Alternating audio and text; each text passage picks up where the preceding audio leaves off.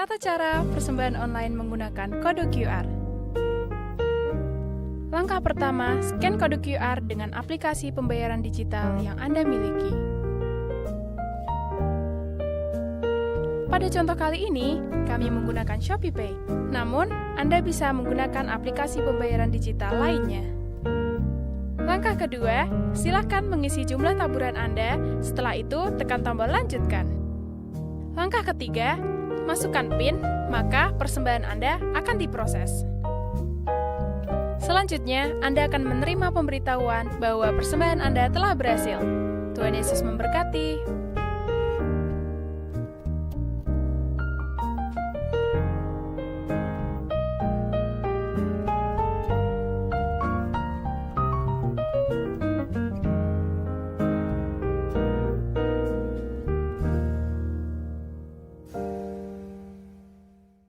Yesus, kasih-Mu begitu besar bagi kami Tuhan. Pengorbanan-Mu itu begitu besar bagi kami Yesus. Tak mampu kami membalasnya Tuhan. Hanya dengan pujian kami sembahkan pada tangan Bapa. Terima kasih Tuhan. Kami hanya bisa bersyukur memuji Engkau Tuhan. Terima kasih Yesus. Haleluya Bapa.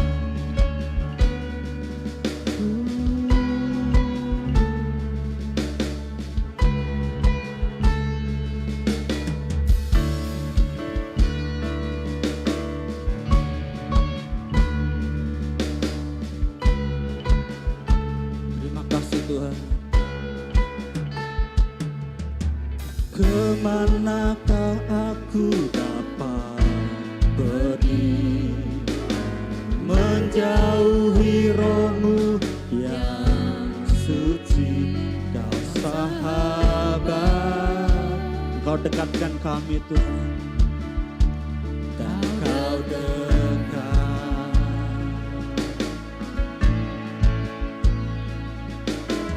Bahkan seluruh pengabdianku tak bisa membalas kesetiaan-Mu.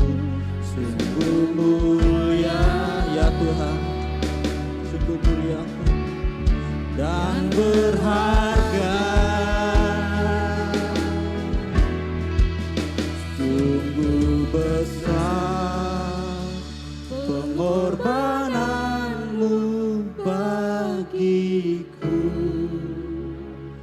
terlalu dalam untuk dimengerti. Sungguh besar,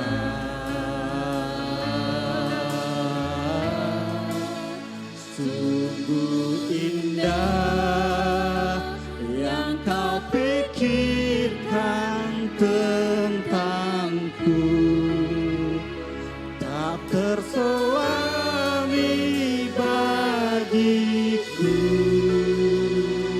Katakan sungguh indah, sungguh indah.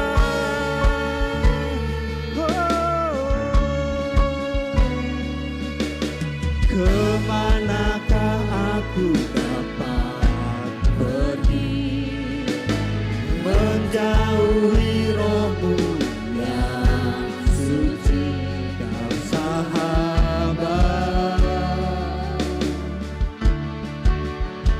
dan Kau dekat.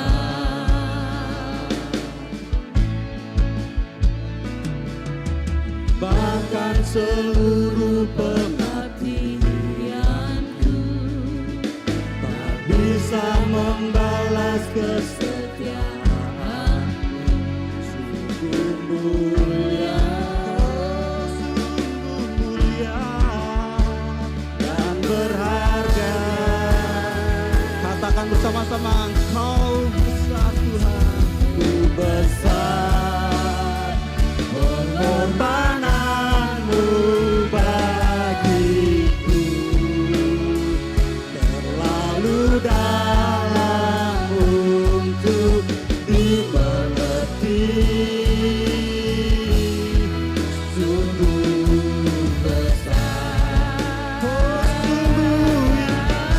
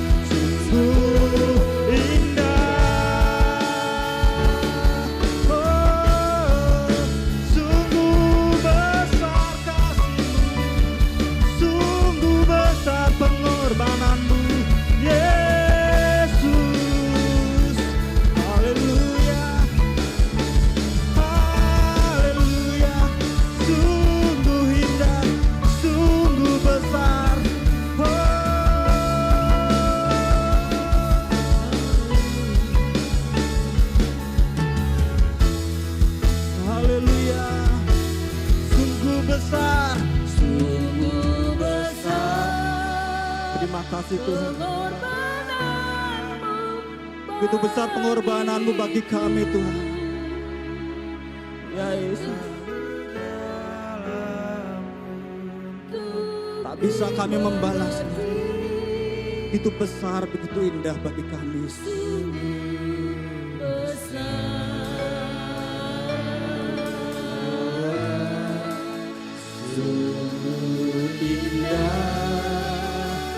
Yang kau pikirkan tentangku, tak terselami bagiku.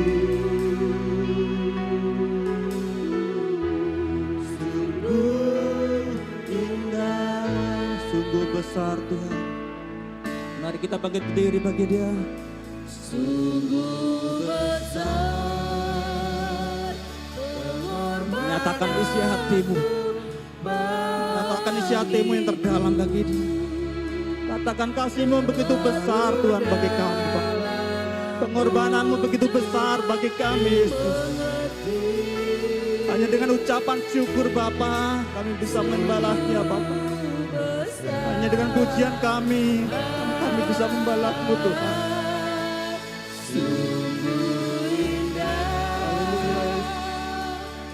Kau pikirkan tak terselami bagiku. Oh, sungguh indah, sungguh besar. Saya persilakan untuk Pastor Ferry.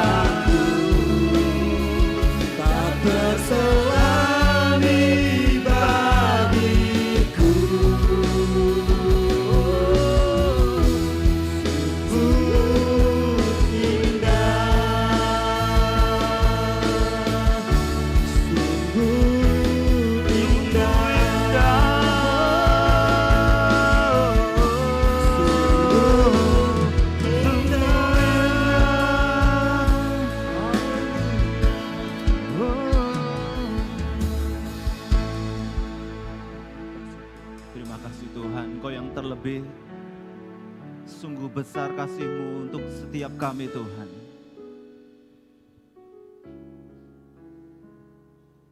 Bahkan dengan tidak memandang muka, Engkau menguduskan, Engkau mengampuni kami, Engkau menyucikan kami Tuhan.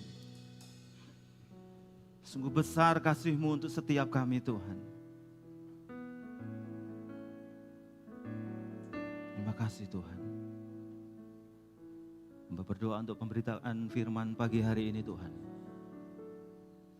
Kiranya Engkau yang mengurapi hamba-Mu, lidah bibir hamba, hati pikiranku Tuhan.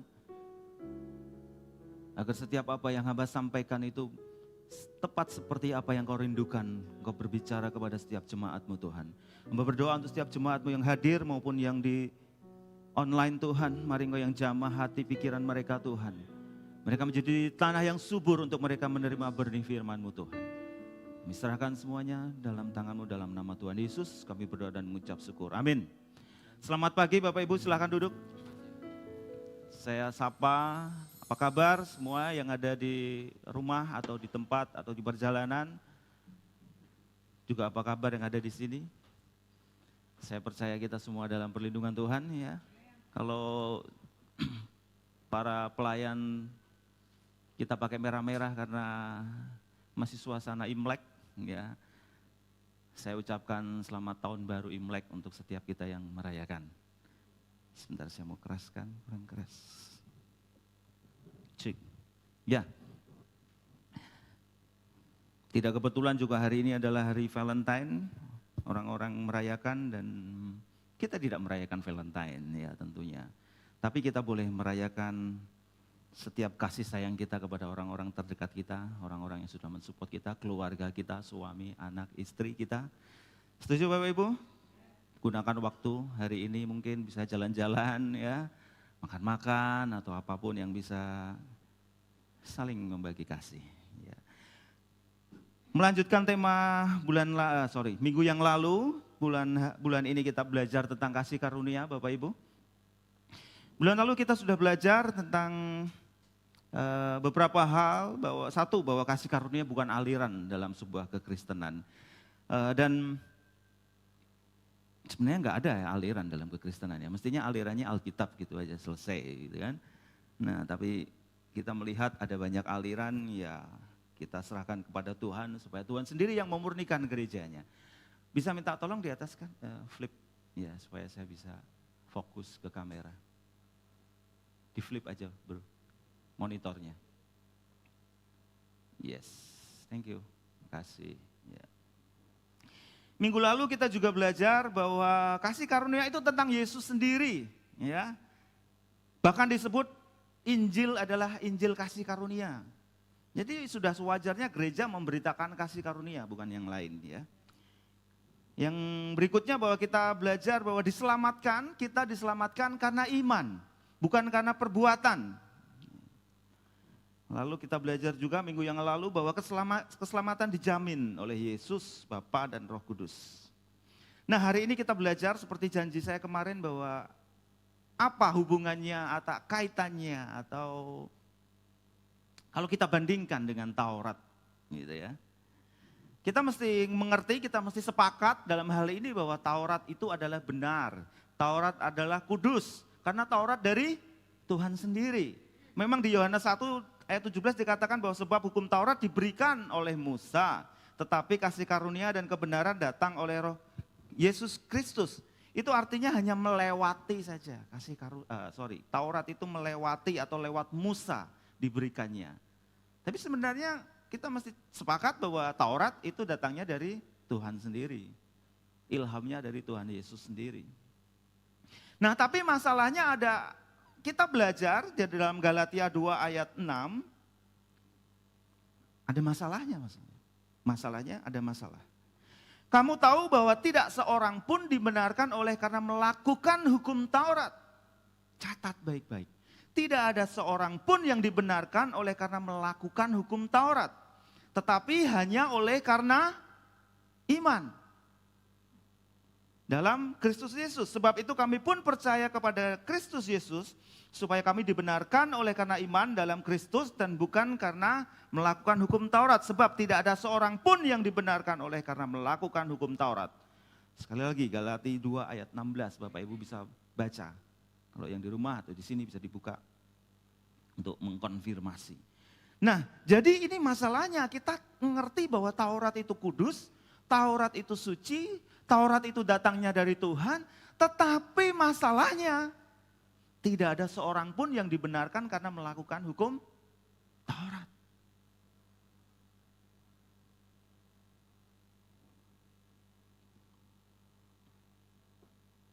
Firman Tuhan katakan begitu. Tidak ada seorang pun yang dibenarkan oleh karena melakukan hukum Taurat. Nah kenapa bisa begitu? Karena ada banyak hal, ada banyak sifat-sifat kalau saya boleh istilahkan ya. Saya catat beberapa, ada 4, nah, mestinya ada banyak tetapi enggak cukup waktunya ya, kita belajar yang inti-intinya saja. 1, sifat hukum Taurat, yaitu bergantung kepada kemampuan manusia. Coba Bapak Ibu yang bawa Alkitab elektronik ketik ya, yang LAI ya, yang LAI aja, yang biru itu.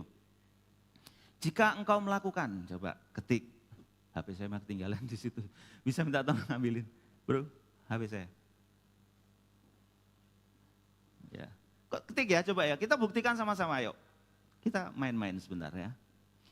Di Alkitab Bapak Ibu ketik jika engkau melakukan. Nanti kita akan belajar di situ. Sudah? Sudah ya? Saya anggap ketemu ya. Saya bacakan sekilas aja ini, saya ambil cuplik-cuplik.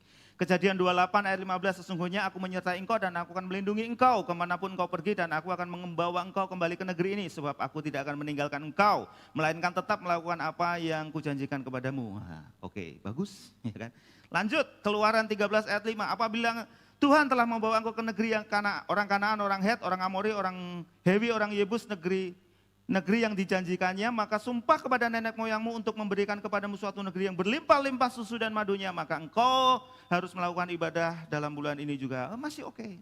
Ya, firman Tuhan, firmannya Keluaran 15 ayat 26. Firmannya, jika kamu sungguh-sungguh mendengarkan suara Tuhan, mulai. Ada yang bisa sungguh-sungguh mendengarkan suara Tuhan? Nah, lanjut dulu lah. Tuhan Allahmu dan melakukan apa yang benar di matanya. Bisa? Bisa? Ayo respon Bapak Ibu yang ada di sini. Bisa Markus? Markus nggak bisa. Ya. Nah, saya lanjut. Dan melakukan apa yang benar di matanya dan memasang telingamu kepada perintah-perintahnya dan tetap mengikuti segala ketetapannya. Alex bisa? Mas Budi bisa? Ketawa ya. Maka aku tidak akan menimpakan kepadamu penyakit manapun yang telah kutimpakan kepada orang Mesir, sebab aku Tuhanlah yang menyembuhkan engkau. Lanjut dulu, Keluaran 23 ayat 22.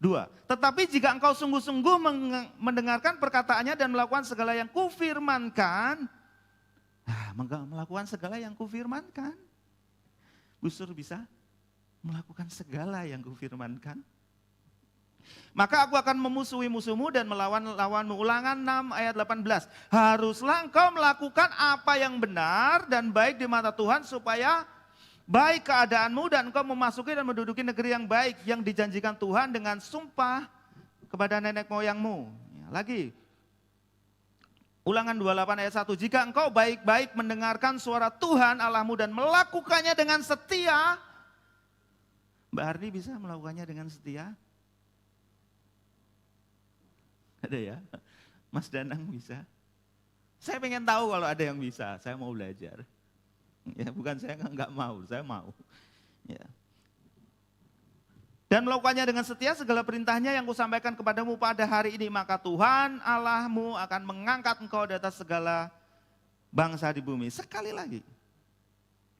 Ulangan 28 ayat 15. Tetapi jika engkau tidak mendengarkan suara Tuhan Allahmu dan tidak melakukannya dengan setia segala perintah dan ketetapannya yang kusampaikan kepadamu pada hari ini, maka segala kutuk akan datang kepadamu dan mencapai engkau. Ngeri sekali ya Bapak Ibu. Ngeri sekali Bapak Ibu. Jika engkau harus, jika engkau melakukan. Jadi Taurat itu bergantung kepada kemampuan manusia. Kita pikir bahwa oke lah dari setiap aturan-aturan Taurat ada 600 sekian, kita bisa kerjakan 70%. Oh no, 80%. Oh no, 90%. Bukan begitu cara mengerjakan hukum Taurat. Mesti semuanya. Tadi dikatakan semua, seluruh. Apa yang kita bisa dapat bahwa kita untuk melakukan Taurat itu kita butuh yang namanya kemampuan kita manusia. Oke, sifat hukum Taurat. Satu ya, bergantung kemampuan manusia. Menyerah ya, nggak bisa ya, menyerah ya. Menyerah saja, jangan nekat. Dua, manusia dibenarkan karena perbuatannya. Gagal satu, gagal semua. Yakobus 2 ayat 10 ayat 11 sampai 11. Sebab barang siapa menuruti seluruh hukum itu apa? Hukum Taurat, tetapi mengabaikan satu bagian daripadanya, ia bersalah terhadap seluruhnya. Pelan-pelan saya ulangi ya Bapak Ibu ya. Sebab barang siapa menuruti seluruh hukum itu, tetapi mengabaikan satu bagian daripadanya, ia bersalah terhadap, ayo yang keras. Bersalah terhadap seluruhnya. Enggak bisa kita ngomong, oh aku bisa 50% nih lumayan. Oh aku bisa 60%, oh aku bisa 90%. Aku bisa 99%. No way, katakan sama-sama, no way.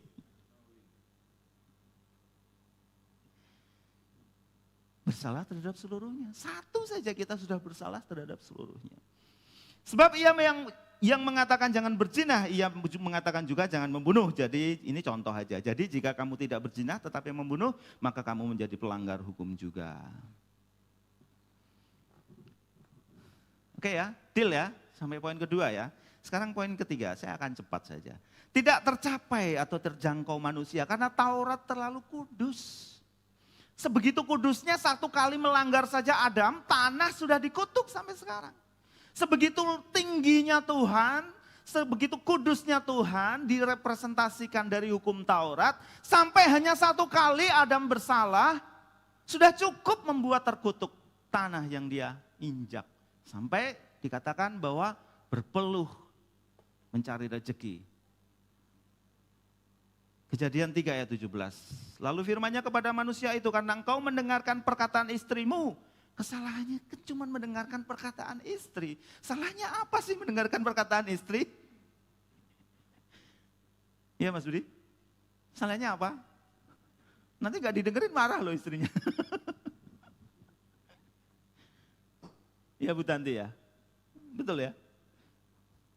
Lalu firman-Nya kepada manusia itu, karena engkau mendengarkan perkataan istrimu dan memakan dari buah pohon yang telah kuperintahkan kepadamu, jangan makan daripadanya, maka terkutuklah tanah karena engkau. Gara-gara satu saja dia makan sesuatu yang diperintahkan untuk dia dimakan, karena dia mendengarkan istrinya, maka terkutuklah tanah karena engkau, dengan bersusah payah engkau mencari rezekimu dari tanah seumur hidupmu. Bisa dibayangkan Bapak Ibu, satu saja. Dikatakan bahwa kalau kita mencuri, kalau kamu mencuri kamu potong. Lebih baik ke surga tanpa tangan daripada lengkap tapi masuk neraka. Betul? Yesus ngajar begitu. Yesus mendudukkan Taurat itu pada posisinya. Posisinya ngeri, enggak terjangkau Bapak Ibu. Kalau mata kita jahat, cungkil. Kan dikatakan kalau marah, barang siapa marah dihukum. Ya kan? Cuman dihukum. Yesus ngomong dibuang di neraka yang menyala-nyala. Yang apinya tidak pernah padam. Sehari kita melek, apinya ada. 1 bulan kita melek, apinya ada. 1000 tahun kita melek, apinya ada. Cuman karena marah. Siapa yang gak pernah marah di tempat ini? Siapa yang gak pernah marah? Kalau mencuri dipotong tangannya.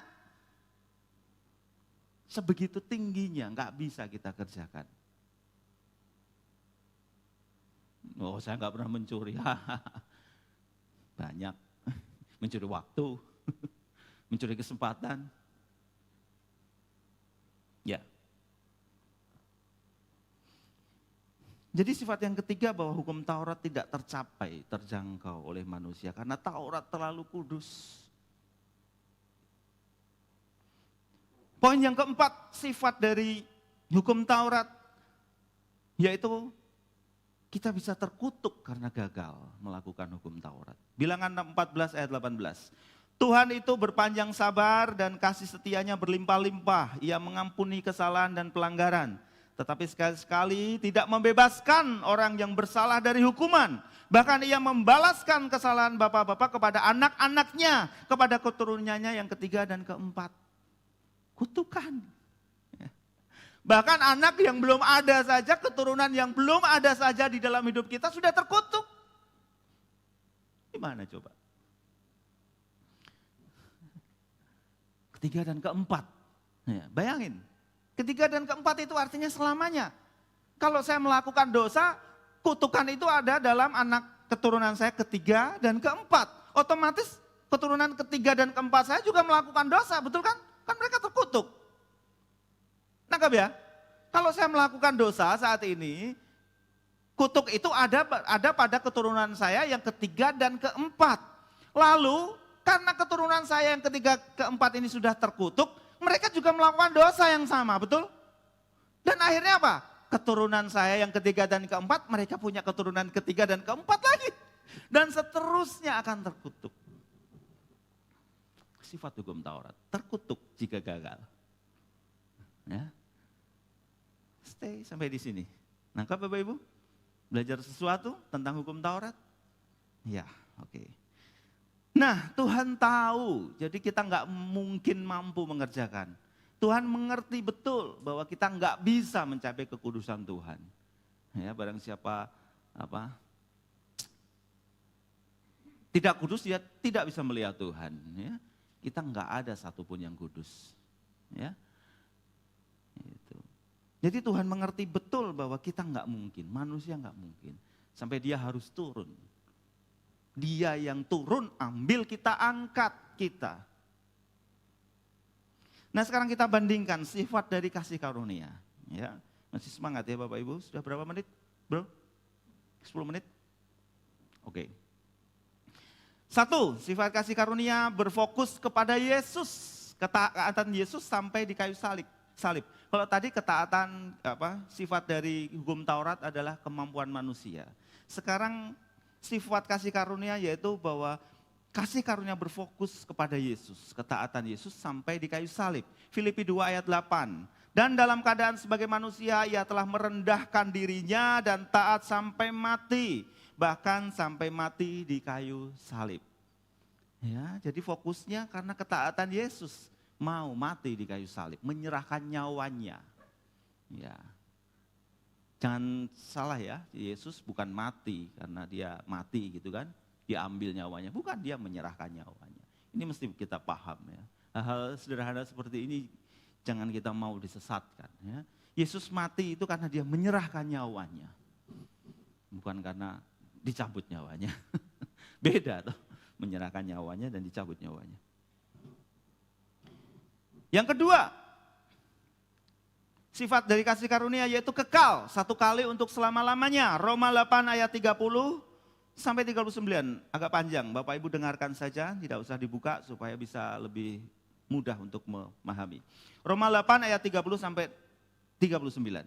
Dan mereka yang ditentukannya dari semula, mereka juga dipanggilnya. Dan mereka yang dipanggilnya, mereka juga dibenarkannya. Oke, dibenarkannya ya, justified.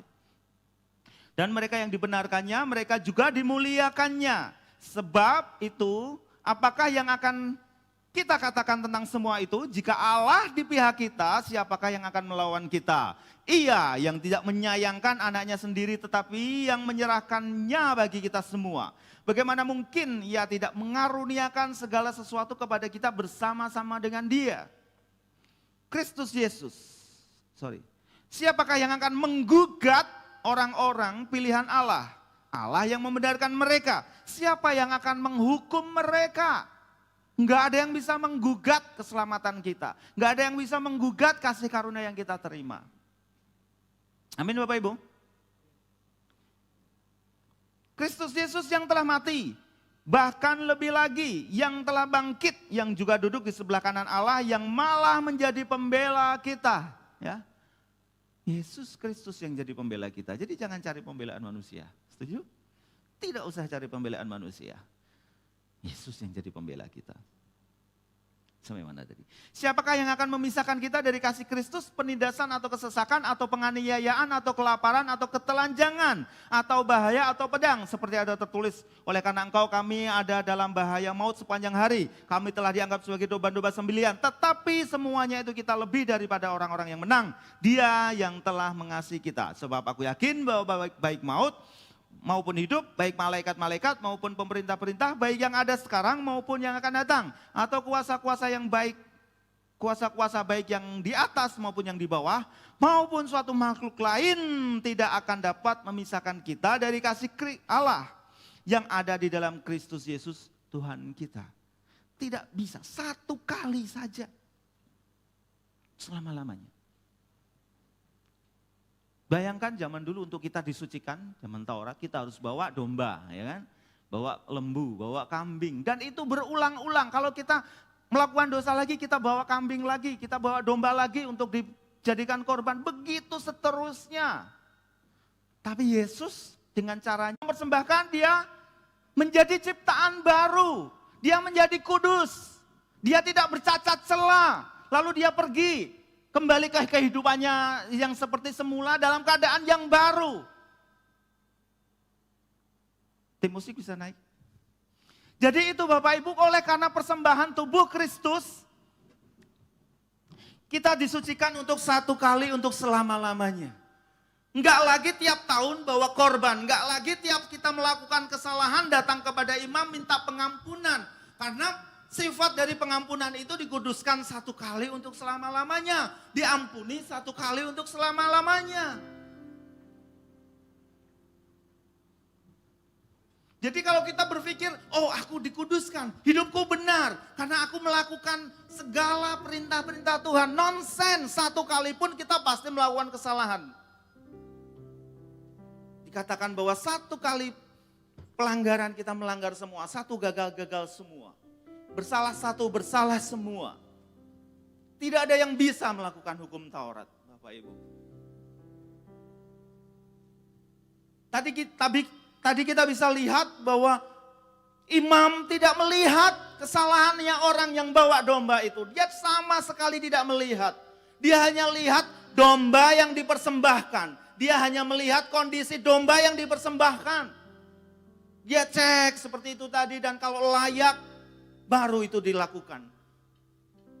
Kita bisa lihat secara animasi tadi bahwa dosa ketidakkudusan itu pindah kepada korban. Sama seperti dosa kita pindah kepada Yesus. Bahkan dikatakan dia yang terkutuk oleh karena kita. Digantung di kayu salib.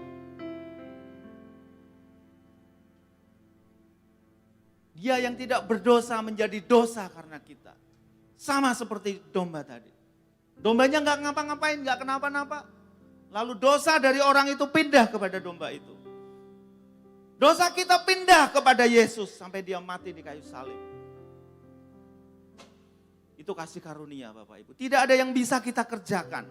Tidak ada yang bisa kita kerjakan untuk kita layak di hadapan Tuhan. Tidak ada bisa yang kita kerjakan untuk kita dikatakan kudus di hadapan Tuhan.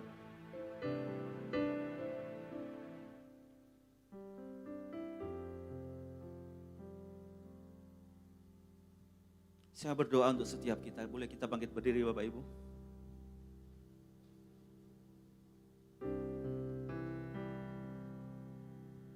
Hukum Taurat.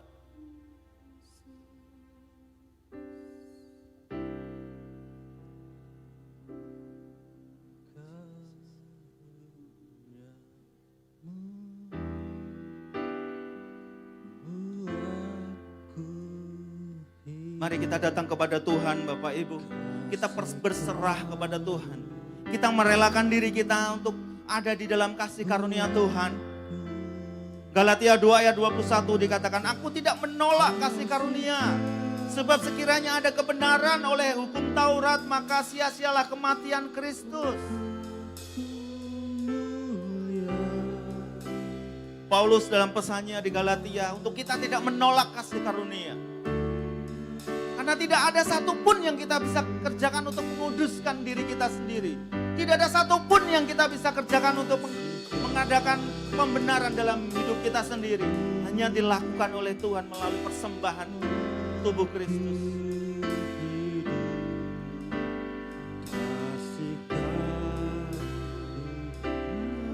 Hamba berdoa untuk setiap jemaat-Mu Tuhan.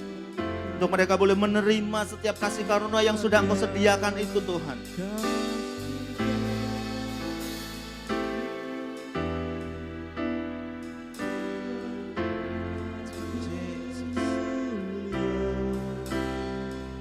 Dalam pandangan-Mu Tuhan, ku hidup sekarang, ku hidup sekarang dalam kasih-Mu, ku yakin pasti akan janji-Mu, ku terima segalanya daripada-Mu. Dalam anugerah-Mu, dalam bimbingan-Mu,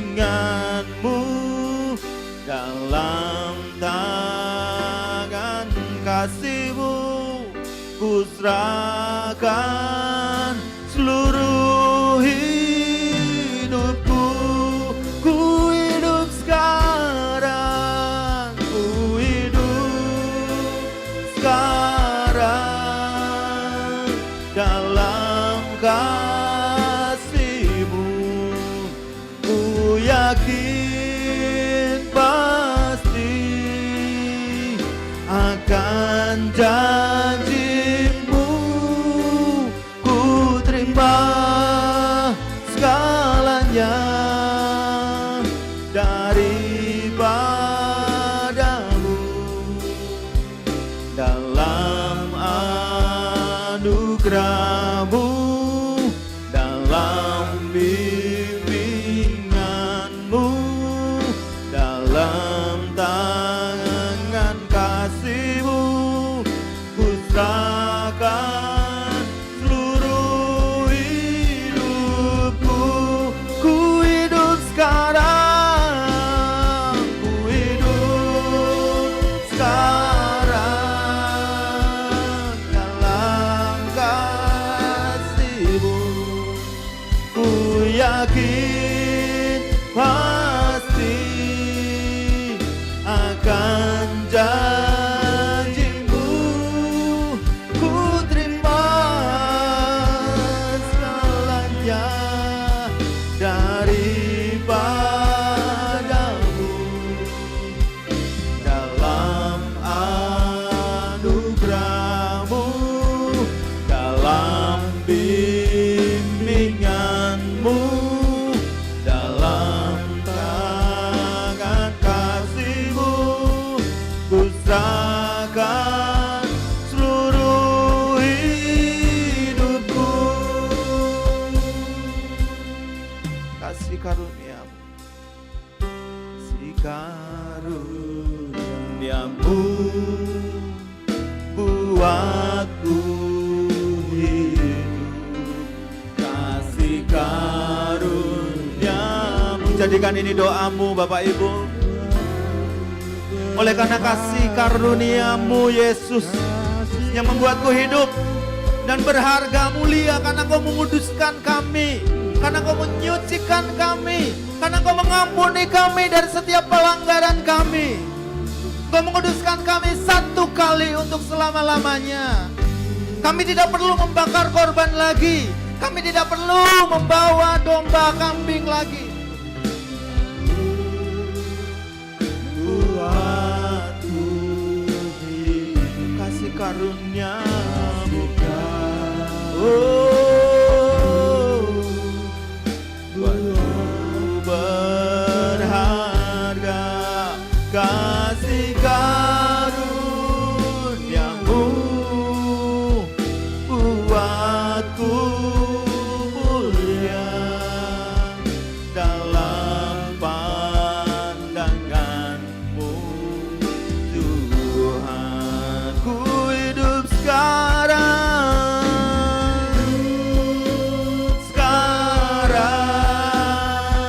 dalam kasih-Mu. Ku yakin pasti akan janji-Mu. Ku terima segalanya daripadamu. Dalam anugerah-Mu, dalam bimbingan-Mu, dalam tangan kasih-Mu, ku serahkan seluruh hidupku.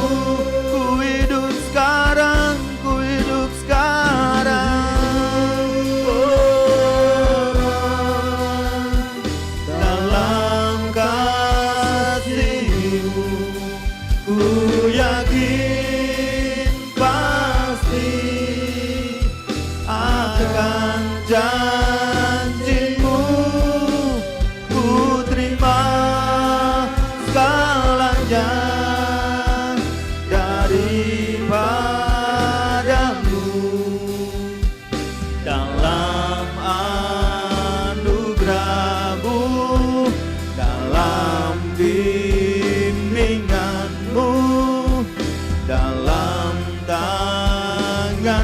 kasih-Mu, ku serahkan seluruh hidupku.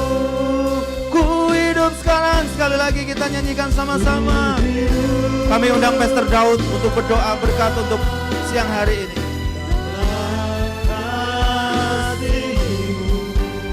Ku yakin pasti akan janji-Mu, ku terima segalanya daripada-Mu. Dalam anugerah-Mu, dalam bimbingan-Mu, dalam tangan kasih-Mu, ku serahkan seluruh hidupku. Ku serahkan seluruh hidupku. Ku serahkan seluruh hidupku. Haleluya. Terima kasih Tuhan.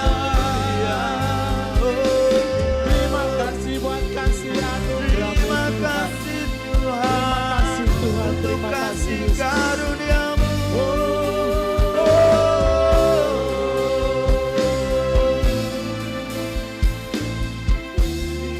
Terima kasih Tuhan. Terima kasih buat kasih karunia-Mu yang selalu melimpah dalam kehidupan kami. Kami sangat bersyukur kami boleh ada di dalam kasih karunia-Mu Tuhan. Ini semua karena Engkau yang terlalu baik buat kami Tuhan. Bukan karena kami yang baik, tapi Engkau yang sungguh teramat baik kepada kami. Terima kasih Bapak, terima kasih. Bila kami selalu mengingat akan kebaikan-Mu dalam kehidupan kami. Bila kami selalu mengingat akan kebaikan-Mu Tuhan, akan anugerah-Mu yang besar dalam kehidupan kami. Untuk makin hari kami boleh makin mencintai Engkau. Kepada kami makin hari makin menjadi berkat dimanapun kami berada Tuhan. Terima kasih Bapak, terima kasih. Memberkati hamba-Mu Pastor Ferry Tuhan. Yang sudah menyampaikan kebenaran firman-Mu. Kami percaya makin hari Engkau akan semakin perlengkapi dengan kuat kuasa-Mu Tuhan. Pengahyuan-pengahyuan yang baru Engkau berikan Tuhan. Untuk boleh menjadikan kami jemaat-Mu semakin hari semakin kuat di dalam Engkau. Terima kasih Bapak, terima kasih. Kita angkat kedua tangan kita hadapan Tuhan. Terimalah berkat dari Tuhan kita Yesus Kristus. Diberkati Engkau saat Engkau masuk, saat Engkau keluar. Diberkati rumah tanggamu, diberkati studimu, diberkati setiap apa yang Engkau lakukan. Tuhan buat berhasil. Tuhan menyinari Engkau dengan wajahnya dan memberi Engkau kasih karunia. Tuhan menghadapkan wajahnya kepadamu dan Engkau damai sejahtera mengalir dan melimpah terus dalam kehidupanmu. Di dalam nama Tuhan Yesus Kristus, setiap kita yang percaya sama-sama katakan Amin. amin.